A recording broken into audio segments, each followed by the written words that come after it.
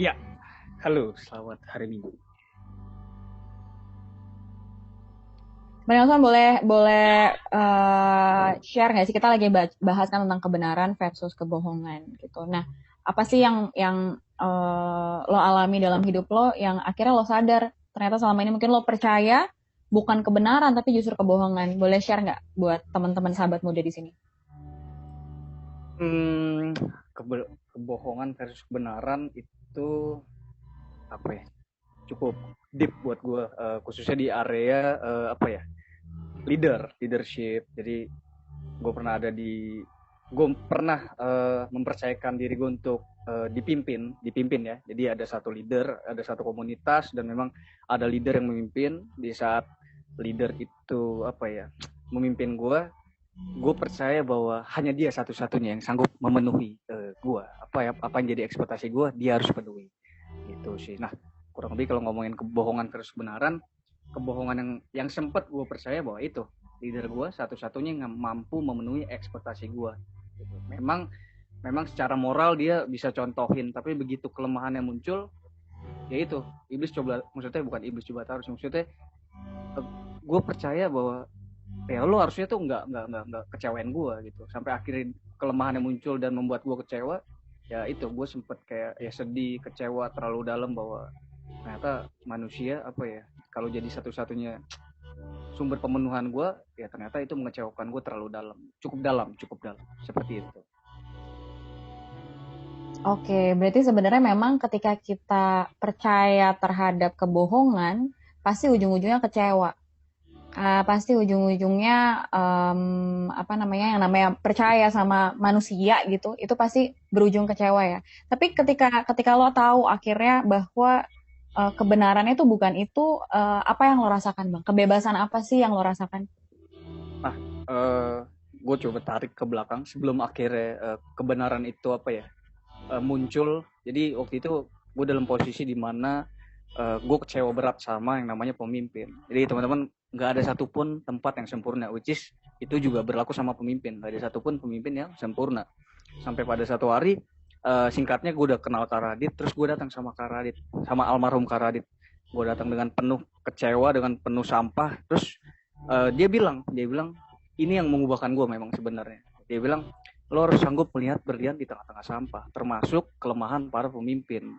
Jadi begitu dia bilang itu, dia nggak cuma bilang, dia contohin. Jadi gue gue cukup tertarik ya sebenarnya, kenapa sih lo bisa bisa sampai punya pengertian, kok bisa ya lo melihat berlian tengah-tengah sampah, sedangkan apa ya, gue sendiri tuh kayaknya nggak layak banget untuk belajar hal seperti itu. Kayaknya aduh, gue malu nih karena gue merasa gue paling benar gitu loh. Nah, sampai satu waktu dia dia ajak gue pelayanan, ini yang mengubahkan gue. Jadi sosok yang hadir, which is almarhum Karadit, tapi lewat firman yang dia bagiin itu mengubahkan gue sepenuhnya gitu loh. Sampai sekarang terus apa ya, terus dibangun layer by layer. Jadi kebenaran itu selalu layer by layer yang almarhum Karadit ajarin. Ayatnya menarik, dia bilang gini di Kisah Para Rasul 9 ayat 27. Tetapi Barnabas menerima dia dan membawanya kepada rasul-rasul dan menceritakan kepada mereka bagaimana Saulus melihat Tuhan di tengah jalan dan bahwa Tuhan berbicara dengan dia dan bagaimana keberaniannya mengajar di Damsyik dalam nama Yesus. Nah, ini salah satu ayat yang memang apa ya, menjadi apa ya, titik balik aku di saat aku mempercayakan diri aku untuk dipimpin oleh sosok yang mungkin nggak sempurna. Jadi tetapi Barnabas itu ngomongin kayak, tetapi Barnabas ada satu pribadi yang siap menerima kelemahan, termasuk pemimpin, termasuk teman-teman, termasuk ya, anggota keluarga, untuk bisa melihat seperti Yesus melihat. Jadi dulu aku sempat percaya bahwa ada kebohongan, apa ya, pada kebohongan bahwa satu-satunya yang sanggup memenuhi bahwa itu ada di sosok manusia. Tapi kebenaran yang aku percaya itu dibangun bahwa sosok mungkin yang nggak sempurna itu tetap bisa apa ya, tetap sanggup apa ya, memberkati kita dalam kelemahan dia. Jadi sejauh mana kita bisa melihat seperti Yesus melihat, itu akan apa ya, bukan pulihin orang itu tapi pulihin hati kamu. Jadi melihat itu bukan tentang melihat dari luar ke dalam, tapi dari dalam keluar, seperti itu sih. Wow, melihat itu bukan dari luar ke dalam tapi dari dalam keluar. Wow, ini sih sesuatu hal yang mengingatkan kita lagi banget ya. Mungkin karena sebenarnya kebenaran itu beda sama fakta kali ya. Mungkin faktanya pemimpin yang kita lihat memang melakukan kesalahan mungkin, tapi kebenarannya jauh lebih daripada cuman apa yang dilakukan. Mungkin juga dalam kehidupan kita masing-masing juga faktanya yang terjadi ya mungkin kita lemah, kita ngelakuin kesalahan, tapi kebenaran yang di dalam itu jauh lebih daripada apa yang sekedar kita lakukan atau kesalahan kita. Bang Nelson mungkin satu ini nih bisa dibilang kayak satu pesan nih buat sahabat muda. Apa yang mau lo kasih ke mereka supaya mereka nggak lagi mendengar kebohongan yang iblis katakan, tapi kebenaran yang Tuhan katakan. Apa nih pesan yang mau dibagiin?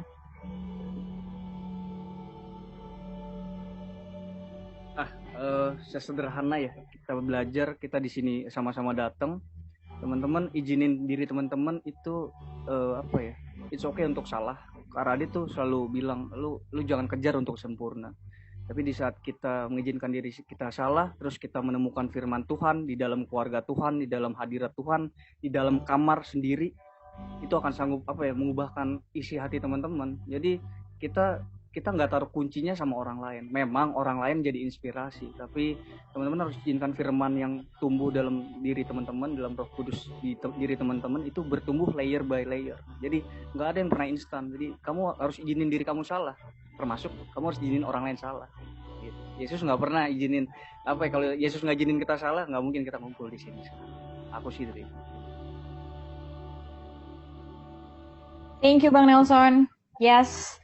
Luar biasa banget nih, kita openingnya hari ini diingetin lagi bahwa baik diri kita, baik orang lain, mungkin orang tua kita ini kumpulan orang-orang yang bersalah, makanya kita butuh kasih karunia Tuhan. Kalau kita udah sempurna, kalau kita nggak melakukan kesalahan, kita mungkin nggak ada di sini, ya nggak sih?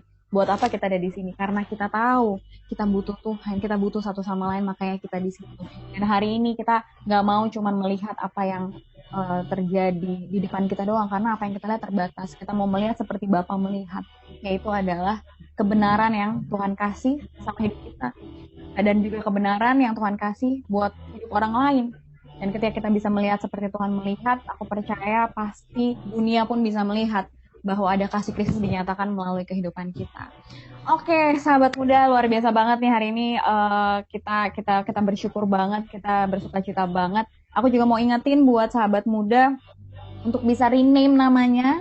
Yang baru join, ada beberapa kategori, kita ada 4, dari teens, youth, adult, sama couple and family, untuk bisa menambahkan di depan namanya supaya membantu teman-teman untuk nanti bisa dimasukkan ke breakout room. Kita akan memulai ibadah kita yang akan dibuka oleh doa sama Tasya. Silakan Tasya.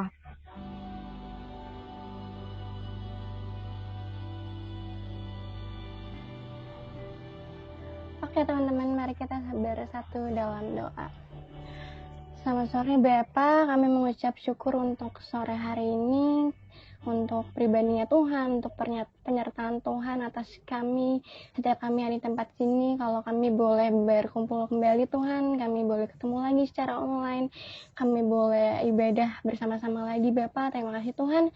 Kami juga mengucap syukur Tuhan kalau kemarin kami boleh ngerayain anniversary muda yang ke-5 tahun. Kami mengucap syukur untuk setiap kasih setia Tuhan, penyertaan Tuhan atas setiap perjalanan, setiap momen yang kami boleh lewatin 5 tahun ke belakang sampai dengan hari ini Bapak. Terima kasih Tuhan. Kalau sebentar kami akan mulai ibadah kami Bapak, kami akan memuji Tuhan, kami akan menyembah Tuhan, kami akan mendengarkan kebenaran firman Tuhan. Kami berdoa Bapak, biar Roh Kudus pimpin hati, pikiran setiap kami yang ada di tempat ini. Biar ketika kami memuji Tuhan, ketika kami menyembah Tuhan, ketika kami mendengarkan kebenaran firman-Mu, kami nggak hanya sekadar bernyanyi, kami nggak hanya sekadar mendengarkan firman Tuhan, tapi kami boleh rengkuh setiap kebenaran firman Tuhan, kami boleh merengkuh pribadinya Tuhan, kami boleh mengalami perjumpaan secara pribadi dengan pribadinya Tuhan, dan biar Tuhan sendiri yang mengubahkan hati setiap kami yang di tempat ini Bapak. So Tuhan terima kasih. Kami serahkan conversation ini dalam tangan Tuhan. Kami siap untuk declare hal-hal yang Tuhan telah terlebih dahulu declare untuk setiap kami yang di tempat ini. Terima kasih Bapak, terima kasih Tuhan Yesus. Haleluya, amin. Shalom sahabat muda, gimana kabarnya hari ini?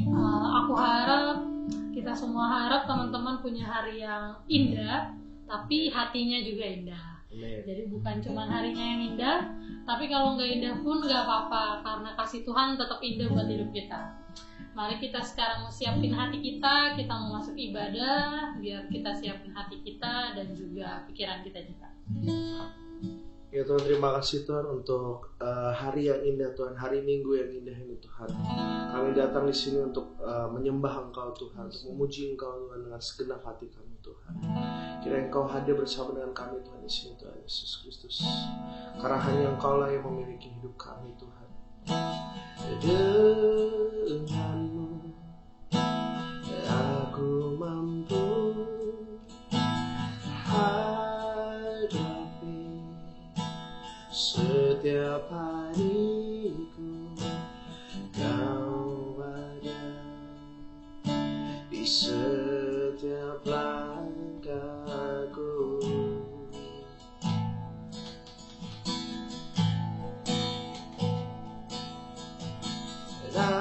Nafasmu hidupku,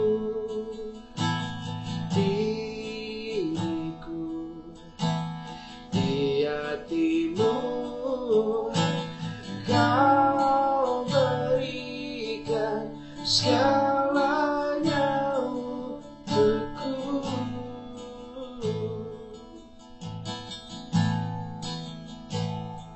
Semua yang ku punya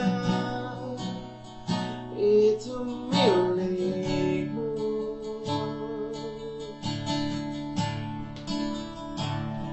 Semua